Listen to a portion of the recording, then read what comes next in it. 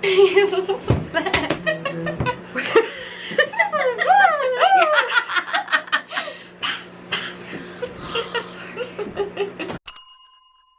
Hey guys, and welcome back to another book video with your two favorite book nerds, Amy and Kelly.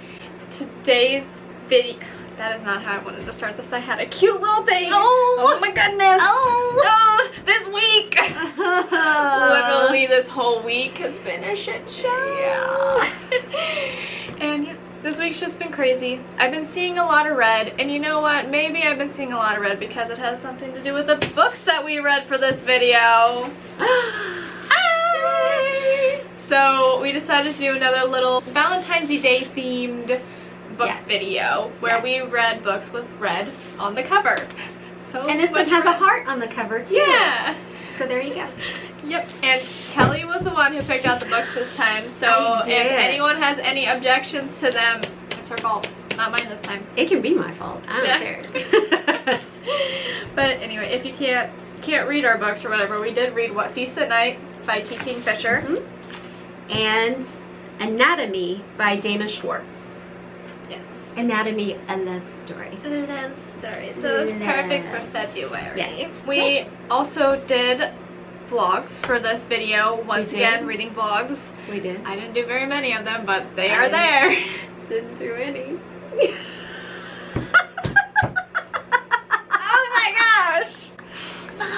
I didn't do any. I don't know if that's a good thing or a bad thing. Like, you just read the book so fast you didn't have time to vlog, or did I you just actually forget? did. Honestly, I really did. So I say that's a good reason. Yeah.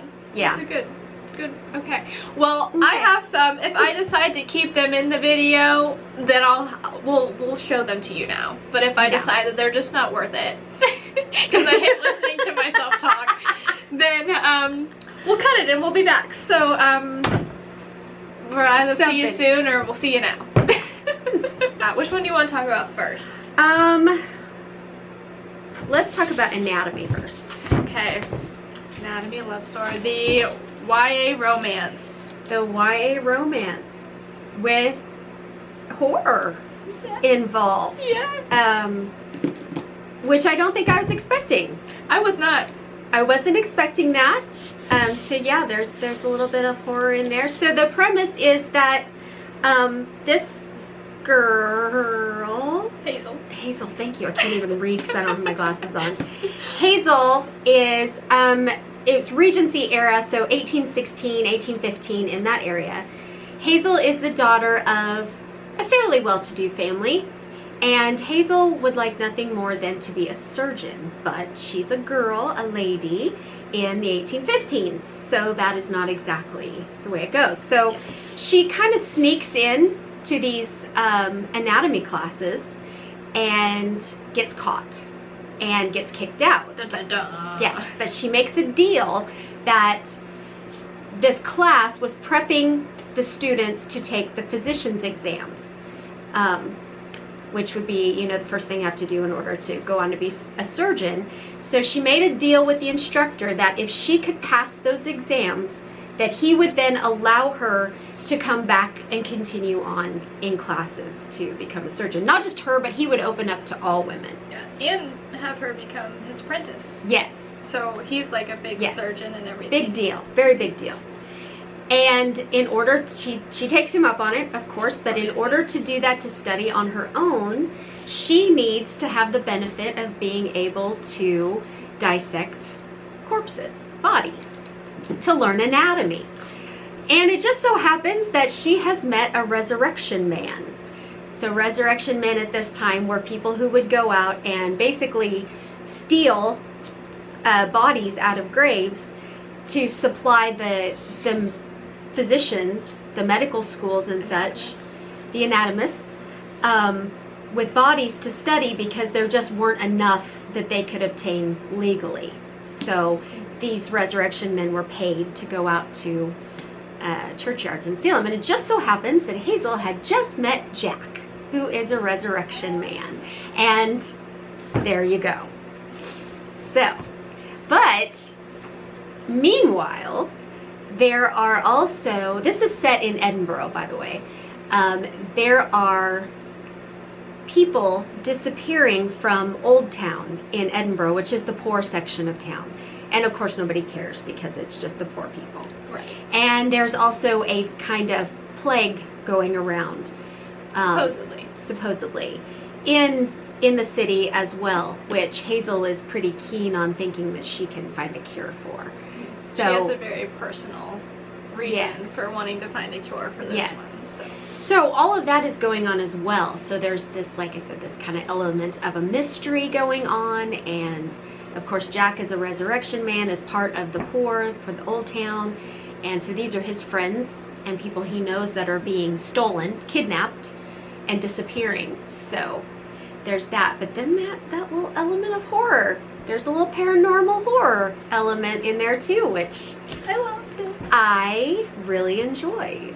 So that is the premise of the book, and I guess you can tell we both liked it. Yes, we did. A lot. Oh my goodness. Okay, Yeah. So this book, if anyone's read Stalking Jack the Ripper, same vibes, same like kind of general concept of having the female main character wanting to do something with medicine and science and all that, and being a taboo, same kind of time period. And I love Stalking Jack the Ripper and that whole series. Okay, if you can't guess. And so from the first chapter of this book, I was hooked. I loved it. Like, it didn't give it quite 5 stars. There were a couple of things that I kind of was hung up on, but we're probably looking at a strong 4.5, like for sure, easily. Oh my gosh, it was so good. I literally wrote in my notes, like, am I really about to give a YA romance 4 stars or 5 stars? Like, you know, like, am I really contemplating between the two right now? Mm-hmm. Because I did not expect that, and I'm definitely reading the second one. This is the first in a duology. Oh yeah, Immortality is the next one. Yeah. And I mean, just for a second, can we talk about the cover? Oh, it's so good. I mean, isn't that gorgeous? I didn't realize that there was a girl in the middle. I thought it was just a heart. And so when I got the book and I was looking, I'm like, oh my gosh, it's her dress. It's her dress in the shape of a heart. And the second book is her dress in the shape of a brain. Mm-hmm. So, I mean, it's just, let's just talk that cover for instance. So, I bought this book on a whim on one of my shopping trips last year. And I knew it was YA, but the cover and the premise, it got me. It got me, and I thought, well, we'll give it a shot because, and I loved it. I did. 4 stars for me, easy. Yeah. I'm trying to remember what it was that I decided it was not 5 stars for me. It'll come back to me, but definitely 4 stars, which, yeah, surprised me, but mainly because this does not read like your typical YA book. No, it does not. There is obviously bad things going on. There's obviously angsty stuff going on. There's overpowered. It's not overdone. It's not melodramatic. It's really well done. The thing that I would say, and it not just because the 2 main characters are 17, but in the story it's just YA because of like things that happen, they would not happen that way. It was, you know, things were glossed over, things were a lot different than they probably would have been to kind of feed into that whole YA thing. For a younger audience that probably doesn't care too much about social norms of the 1815s. Yeah. But at the same time, there were still high stakes involved in this too. Yeah, like by the end of it, my heart was like, oh my gosh, like, Hazel! Yes. Hazel! Yes, right? Jack! I'm like, oh my god. Oh, every time they would go out to the graveyard was just like... or when they, when they went, Yeah, it's very suspenseful. It was very so good. But it was also kind of funny. I mean, when the priest found him in the graveyard, that was funny. So, you know, it was... He called demons. Well, okay, so I think, you know, some of the things like, Hazel ends up, as part of her studying, like basically opening a clinic in her house. And granted, she has pretty much absentee parents. They're not there. And she's left there with the staff of the house, which is not an extensive staff. And they're kind of all like on her side kind of thing. So, but still, it was not like some secret knowledge that she was doing this. And it's like, and she had a fiance. So, who was a dick, by the way. He was my God. Massively. I wanted to punch him in his face. But still, what, in this time period, what fiance is going to leave his woman alone for months at a time without even talking to her? Right. I mean, it's kind of some things like that like, I don't think so. I don't think so. But yeah. But anyway. And two, she had an aunt and uncle that lived in Edinburgh. She lived just outside of Edinburgh on an estate. And like at this time period, if her aunt and uncle knew that she was home alone, that her parents were both gone, they would not have let her stay alone in that house. I wouldn't think so, because like you couldn't go out unchaperoned, like just to walk in the street. She went out all the time unchaperoned, like all the time. Yeah, so I'm like, So yeah, I mean there were a few things like that, but on the whole, yeah.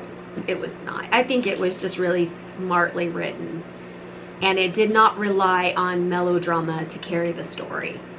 There was plenty of melodrama, or plenty of drama built into it without having to overblow it. For sure.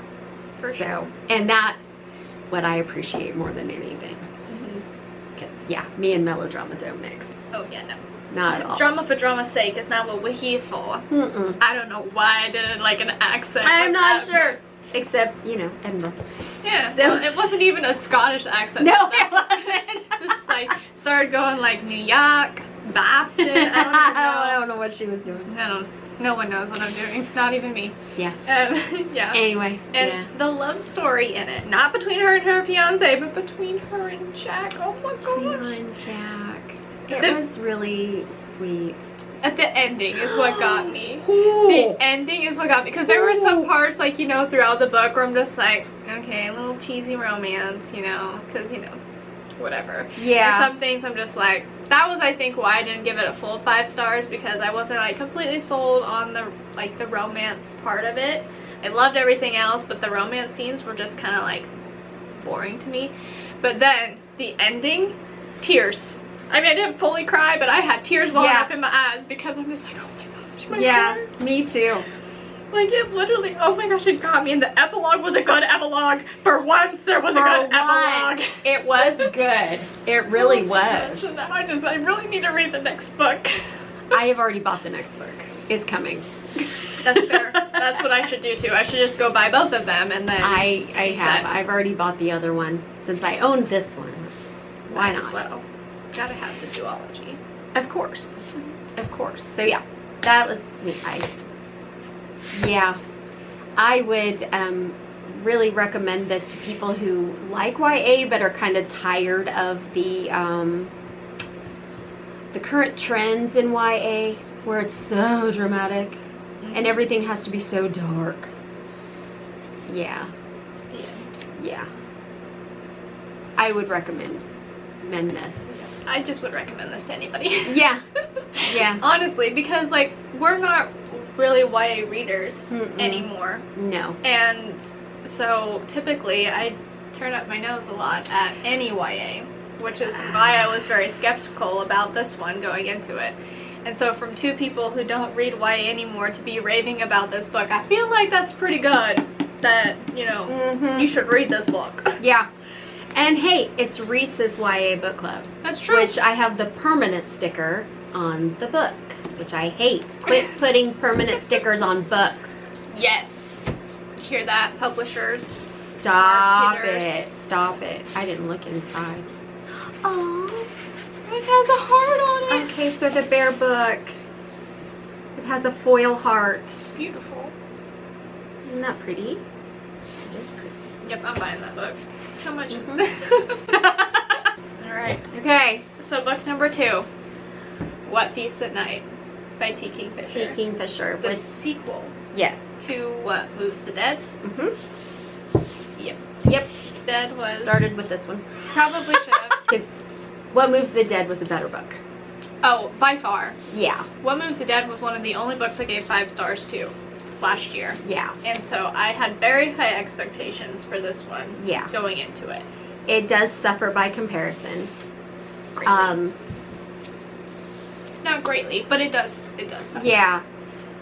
But I still liked it. I still liked it as well. I gave it 3.5 stars. I did too. I'm iffy on 4. It might be 4 the longer I think about it, but I couldn't do 4. I think on Goodreads I rounded it up to a 4. I did, because you can't do halves. Can't do halves. Yeah. It just was not as cohesive a story as What Moves the Dead. What Moves the Dead was just a really tight, good story where these are not long books. And so, you know, everything you do needs to relate to your plot in order for it to make sense. It needs to have a purpose. And it needs to have a purpose. And I think she did a lot more meandering through on this. But the meandering that she did, I liked. Yes. I agree. So, what is What Feasts at Night about? Before we get too Okay, so What Feasts at Night? We have Alex Easton, who was, of course, the main character of What Moves the Dead. And Alex and his valet, Angus, are going back to Galatia, which is their home country, in order, because Miss Potter, also from the last book, wants to study the fungus in Galatia. So she's a mycologist. Yes. So Easton has offered up. Okay, there's a lot of pronouns in this book. I'm not going to use the pronouns that are in the book because I'll use them wrong. Easton has offered up their hunting lodge that's in their family for Miss Potter to stay at in order so that she can go around the countryside and study the mushrooms. And so they're traveling back to this. And when they get there, they find out that the caretaker, well, he's missing, but they eventually find out that the caretaker of the place has died. And so the place is kind of a wreck, and they have to get it ready for Miss Potter. And trying to find somebody to replace the caretaker was a task. Nobody wanted to come out and work at the lodge. And there's all kinds of stories and rumors going around about what happened to Corbin, who was the caretaker. Codrin. Why did I keep doing Corbin? What happened to him and why he died. And when Easton goes to the family's house to pay their respects, the daughter basically like shuts the door in their face. You know, kind of very strange. Mm-hmm. And so as it goes on, I really don't want to say too much because again, I mean, you can't really there's say not a lot. much there, but there is, you know, something going on at the lodge that is not easily explainable. Feasting at night. There we go. There we go. Way to bring it on back. Yeah, there it is. So yes, Easton and Angus arrive. They get the place ready. Miss Potter arrives. They hire a widow and her grandson from the village to come out and kind of cook and clean and take care of the place in general. And then stuff starts to happen. Kind of. Sort of. It's very slowly, but it does start to happen. It's so slowly. Yeah. It's very similar to the pacing, similar to A House with Good Bones. It is. It just, like, there would be little hints that there's something weird happening, but nothing happens until the very end of the book. And then bam. And when stuff really started to happen in this book, I didn't realize that stuff was that was it.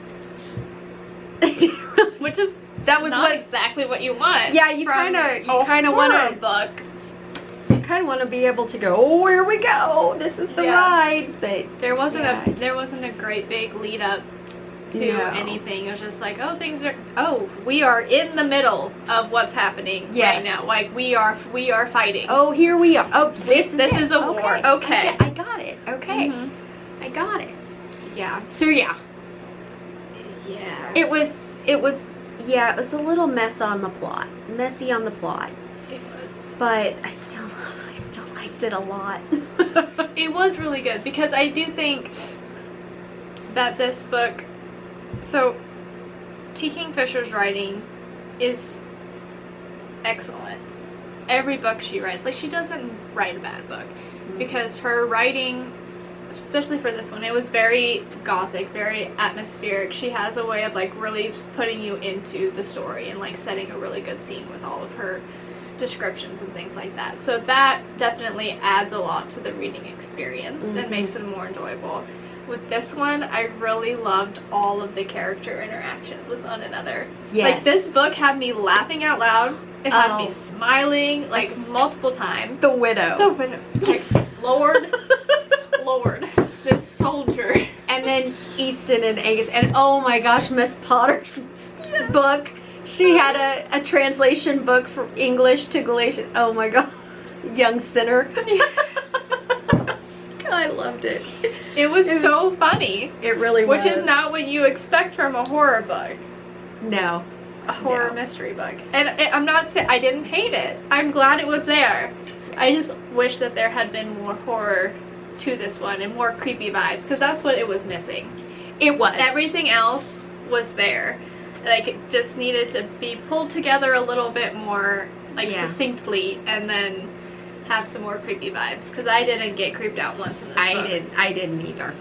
Like, even when we were faced with what the big thing was happening, I'm just like, oh, that's it? Kind of. It also kind of just wrapped up real fast, too. Like, we were all of a sudden in it, and then all of a sudden it was done. Yeah. And it just seemed too easy. Again, her most recent books, Thornhedge, this one, and A House with Good Bones, could have stood to be 100 pages longer. Yeah. And then she could have done all of that atmospheric stuff in the beginning and still had, another 100 pages to really do. Flesh out the goods. The story. Yeah. The story. Again, I still really, really liked it. I think it could have been better.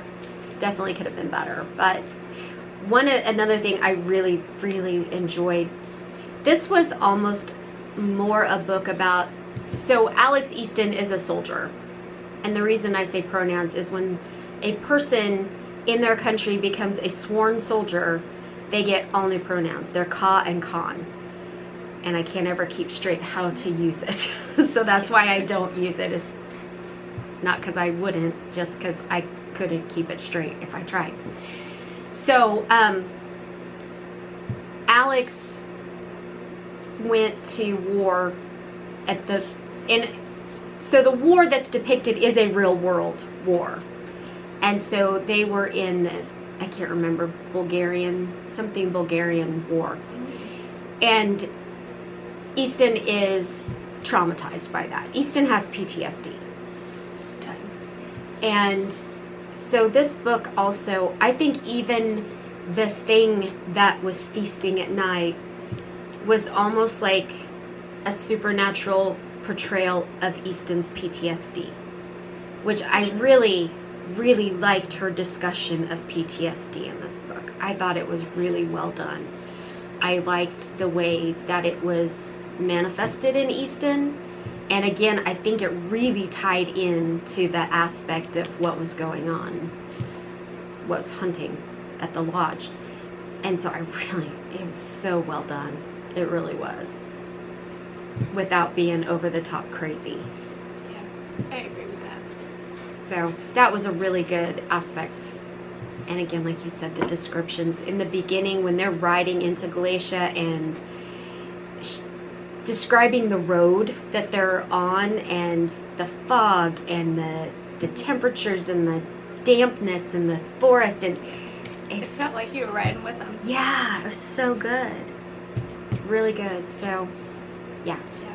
Still would highly recommend Still recommend it for sure. Just read What Moves the Dead first. Definitely. Like, regardless. Like, Definitely. this could be read as a standalone. Oh yeah, absolutely. For sure, but I There think you'd are be missing a lot. There are some callbacks though. Because There are. in, What Moves the Dead, there's a lot to do with fungus and mushrooms, and so Easton isn't real thrilled about Miss Potter dragging them all over the countryside to look at mushrooms. Right. And there is one part where they go into this one building thing and there's mushrooms in there, and Easton kind of has this little flashback. And there's also, because What Moves the Dead is a retelling of the fall of the House of Usher. And there's some callbacks to the Usher family or the Usher house or what happened at the Usher house. So, I mean, you don't have to read it first, but I think it would really be beneficial. It would be beneficial to do so. Yeah. And plus, What Moves the Dead's a better book, so. It is a better, it just is a better book. It is. As much as I not that I hate to say it, but I just like, I really wanted them to be pretty equal. Yeah. But I also don't think that this is the last she's going to write of Alex Easton either. No, I heard there's at least one more, if not two books in the works. Maybe this will just be like, middle book syndrome kind of thing. Yeah. But let's also for another minute talk about the cover, because this is the bear cover. I think I showed that in one of my vlog clips because I was like, oh my gosh, it's so pretty. Look at it. I mean, yeah. And then, of course, the actual cover, which again, if you read the book, you know. Yeah. Makes complete sense. I love it. I read that part. I think I put that in a vlog. I read that part while I was eating lunch. Ooh. And that was the one time I literally was just like, every time I sit down to eat lunch, I read these scenes. Literally, it's only when I'm eating lunch I read scenes like that. Or eating anything. Yeah. I will say, it didn't creep me out like the rabbits did in What Moves the Dead. Those things I had nightmares about. It didn't creep me out that way. It was just gross. But it was probably the only time in the book that I went, oh. Yes. Same. Yeah. Yeah, I was done eating after that one. So yeah, like, oh man, that was a lot. Yeah, it was. That's it. There you go. Those were our two books with red on the cover. Our Valentine's-ish themed. It's very Valentine. Pink and red and heart. Very Valentine. Horror. It's very Valentine-y. Like, yeah, go read these books because we like them. Yes. And we're always right. We are. Yep. There we are. But yeah, definitely recommend our Valentine's red reading. So. Good job picking, Kelly. Yes, so somebody knows how to pick at least. Don't worry, I'm going to make her do something really bad, and it's going to turn out bad for both of us, I'm sure. So, there it is. But maybe not. Maybe not.